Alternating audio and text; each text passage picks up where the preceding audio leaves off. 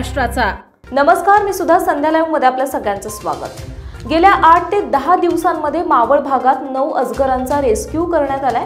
पावसामुळे सापांचे वास्तव्य लोकवस्तीमध्ये वाढले असून घोणस सापांची पिल्ले सुद्धा मोठ्या प्रमाणावर आढळून येत आहेत। वन विभाग, वडगाव मावळ वन्यजीव रक्षक, मावळ संस्था आणि शिवदुर्ग मित्र लोणावळा यांच्या संयुक्त प्रयत्नातून हे रेस्क्यू ऑपरेशन पार पडले।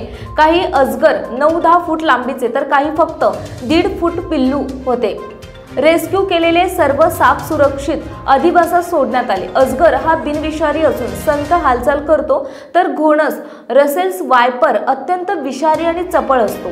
जनतेने दोघांमधील फरक समजून घ्यावा आणि कोणताही साप आढळल्यास तात्काळ सर्पमित्र किंवा वन विभागाशी संपर्क साधावा। साप हे पर्यावरणीय साखळीतील महत्त्वाचा घटक आहे आणि जनजागृतीतून त्यांच्याविषयी भीती कमी करून सहअस्तित्व शक्य आहे। ताज्या आणि महत्त्वपूर्ण बातम्या पाहण्यासाठी आजच आमच्या संध्या लाईव्ह न्यूज चॅनलला YouTube वर सबस्क्राइब करा आणि बेल आयकॉन प्रेस करा।